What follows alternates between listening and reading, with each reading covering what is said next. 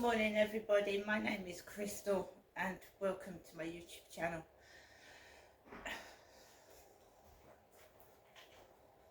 If you like my videos, please press that like button, please do subscribe.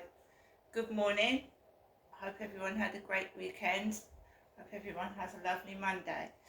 Alexa, good morning. Good morning, and a happy birthday to the ballpoint pen, patented on this day in 1943 by the Biro brothers, from whom it took its nickname. Alexa, what's the time please? Good morning, Crystal. It's 8:11 a.m. Alexa, what's the date today? Today is Monday the 10th of June. Alexa, what's the weather outlook?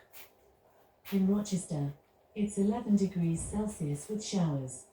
Today, you can expect clouds and showers, with a high of 15 degrees and a low of 7 degrees. Alexa, can you tell me a joke? What do you call a singing computer? Adele. That is funny. Alexa, whose birthday is it today? Today's famous birthdays include Italian Association football player and manager Carlo Ancelotti, Indian film actor and politician Nandamuri Balakrishna, Indian-American business executive Sundar Pichai, American politician John Edwards, and American actor, comedian and podcaster Bill Burr. So guys, good morning, Monday morning. The weather out here in Rochester is rainy. It rained last night. So we have rain. The ground is wet.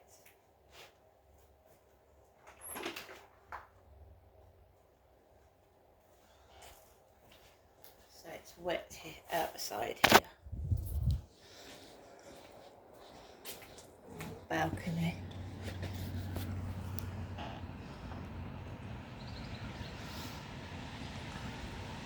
It's a lot. So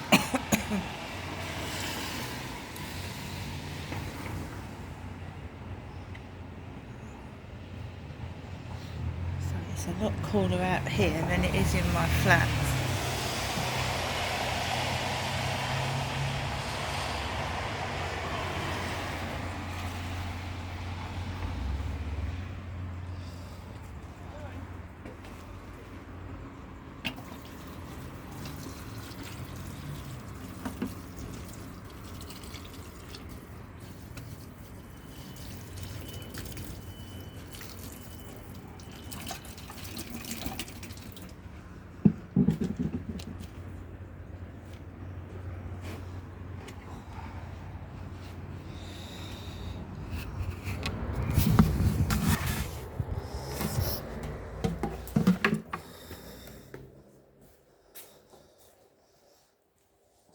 It's cooler out there. It's absolutely boiling in this flat. What the temperature is. It's 21.5 degrees inside the flat. Inside it, it's boiling. But outside it's cool. So I have to keep 2 or 3 fans on inside the living room and kitchen area. It's so boiling.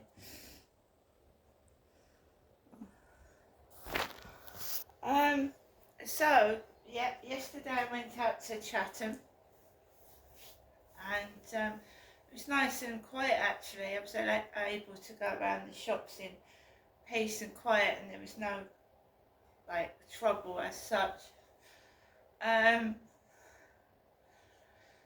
So back at home and just getting on with things like I normally do. So I've got up, I made myself a cup of coffee, sort my cats and my dog out and just carrying on.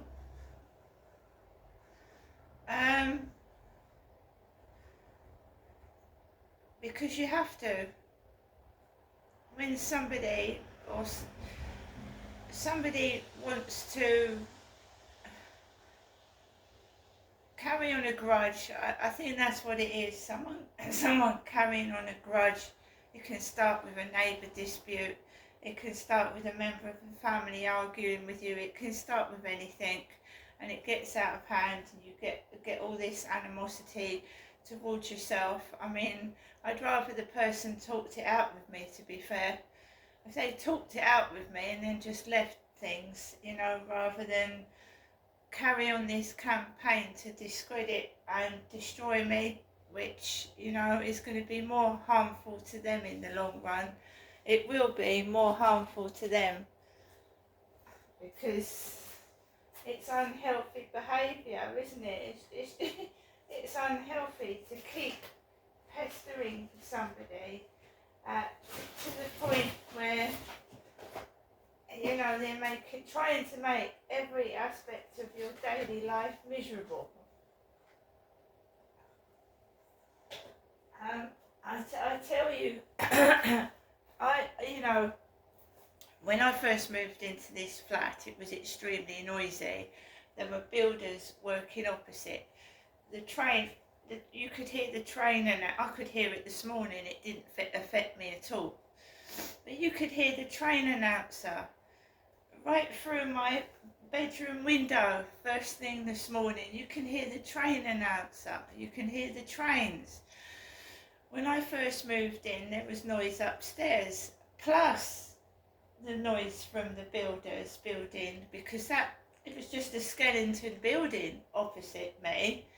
It was being made, it was under scaffolding, so you'd have 10, 20, 30 builders looking over at you while you was looking out your balcony. There was people tarring the road, there was smells, there was dust. They were building flats not only opposite but down the road. So you had constant noise and pressure and dust. And it made me ill. I got extremely thin. Right? But what doesn't kill you makes you stronger. I believe that was done. They put me here because they thought that would finish me. That terrible constant noise. Well, I had to go outside to get respite from it, and I was lucky because when I moved from my old address I had 2 months notice and I could go back to my old flat for 2 months and get away from this horrendous noise.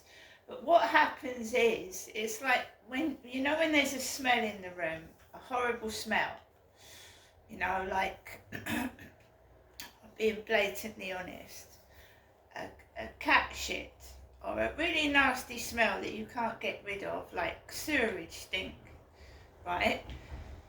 Because we had sewerage stink smell around here for a couple of months.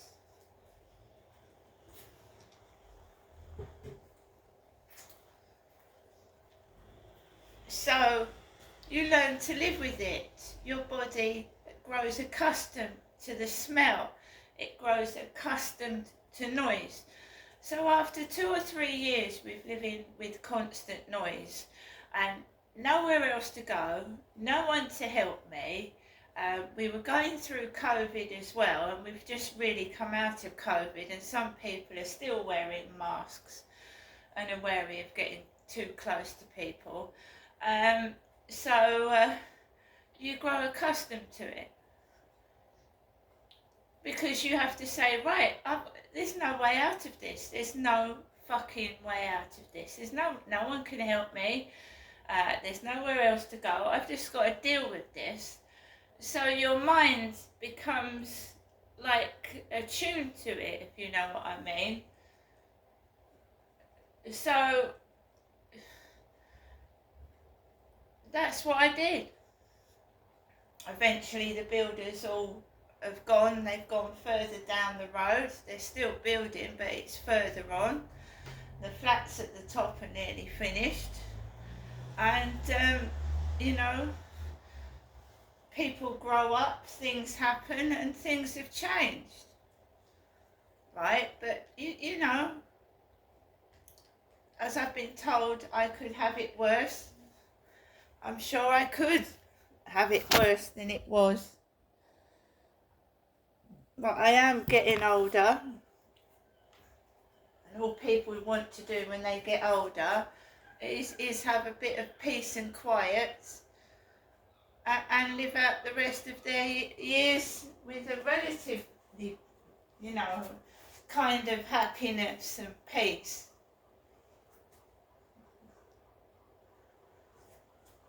So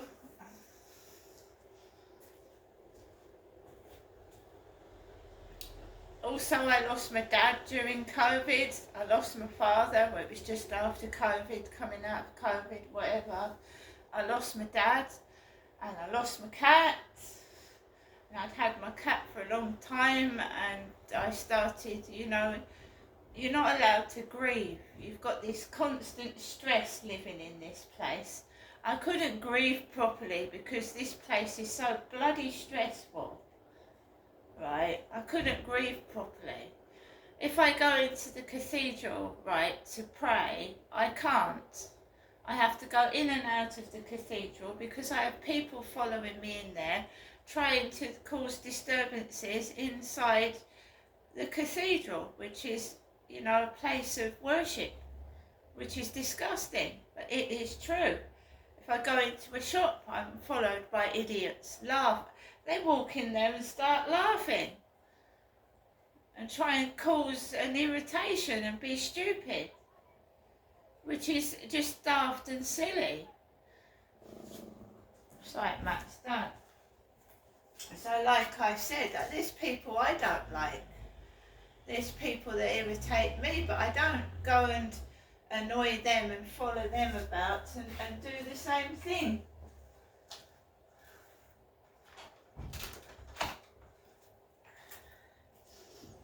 So like I said, you can just start simply over a neighbour dispute, a family argument, or something very tiny and stupid that gets out of hand.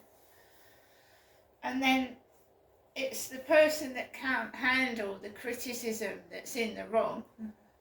I get criticised every day, but I don't go around losing my temper. But, I mean, you say something to somebody, they can't take it, then they start spreading vicious rumours that are untrue. And, you know, what can I say? I did say sorry as well. I can't do anything more. I can't do nothing for me.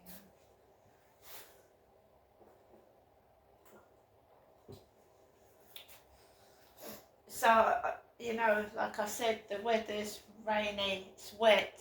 I'm just going to potter about at home and look at how I can publish my poetry and just try and get on with my life. We've all made mistakes, right? We should all be given a second chance. Everybody makes mistakes. They do, every single one of us.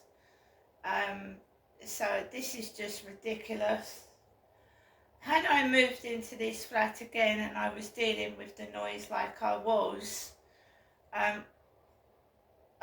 you know, I'm a woman and the dispute was with a bloke, right? And you know, it was very awkward, an awkward situation.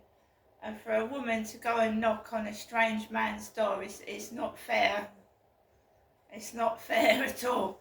And if somebody wanted to take things the wrong way, there's nothing I can do about that. But now this is the aftermath of it. The aftermath of it. You know?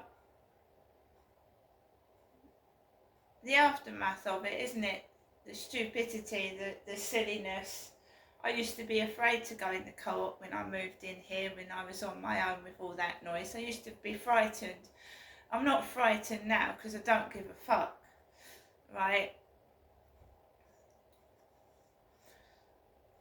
I used to feel like, oh my God, I've got to go in the co-op, right? And I was being bullied to fuck, and I was afraid. And not now, I'm not scared.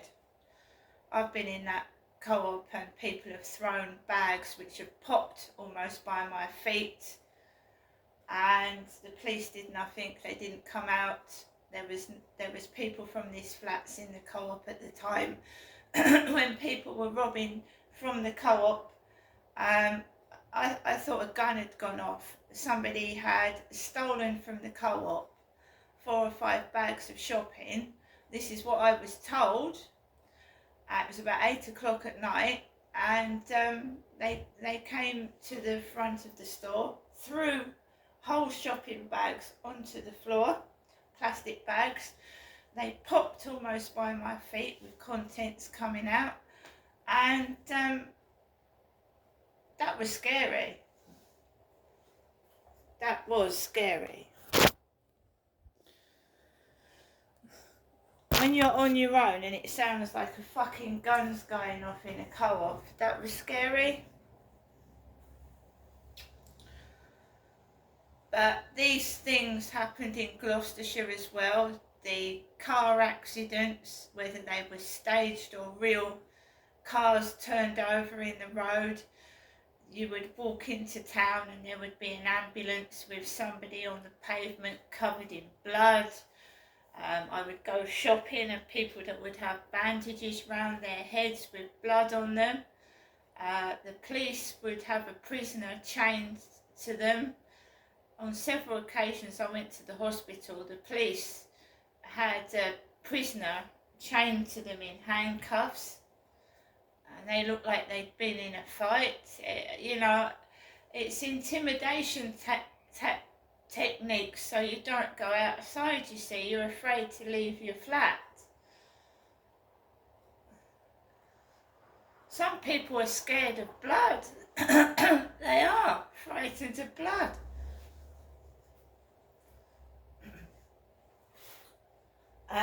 You get you get helicopters over your flat, helicopters where you're walking. I've had drones flying low over my head. That's twice I've had a drone. The one at Gravesend almost hit me. They're dangerous if they fall on top of your head from a great height. Drones.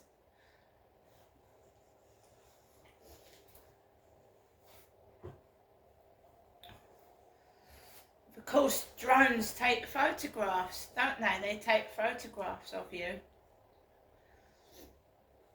So if someone's spying on you, look, they get someone to get a drone up and they're taking photographs of where you're walking.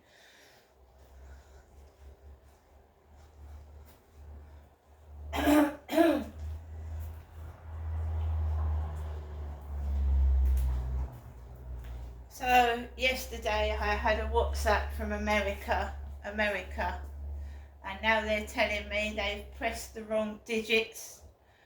They've pressed the wrong digits, but they've started a conversation. So they didn't mean to WhatsApp me, but they've started a conversation, and it's somebody from the USA, America. So they just texted hi. I texted hi back. I didn't say anything more or anything less. And they said I've texted the wrong person. And started asking questions. So again, you're having a chat with someone that you won't be able to meet because they're in the USA, they're in America. A couple of Latter-day Saints met me and my dad in Gillingham High Street, about 2009 and 10. They're Latter-day Saints, you know, that religious group. And they were American. Must have been 2007 and that, it's not 2009, 10 or 11. When I first came to Chatham, my dad took me to Nisa, which is, I don't know if it's still there, a shop, Nisa, N-I-S-A, and my dad went into Nisa, and these two young American men, two men, came up to me. This is where it could have started from as well, because two American men came up to me while my dad was in the shop, and they told me who they were. They took my mobile phone number, and I didn't realise what the Latter-day Saints were. Alexa, who are the Latter-day Saints? Mormons are a religious and cultural group related to Mormonism. The principal branch of the Latter-day Saint movement started by Joseph Smith in upstate New York during the 1820s. Mormons, the Mormons. So they started asking me personal questions, and this is another thing that happened to me. This may be where it could be coming from as well. They took my phone number, they took details. They did text me afterwards, but then my dad said they're dangerous. My father said, don't get involved with the Latter-day Saints, that could be dangerous. So I didn't. But two American chaps questioned me, very personal questions, and there was two young men, American males, from America asking me questions. So it could have stemmed from there. I don't know. There's lots of things that are springing back into my mind that I'm remembering from just being taken to places. It triggers your memory, you see. So the Mormons spoke to me, two American male Mormons, a long time ago now. See you later.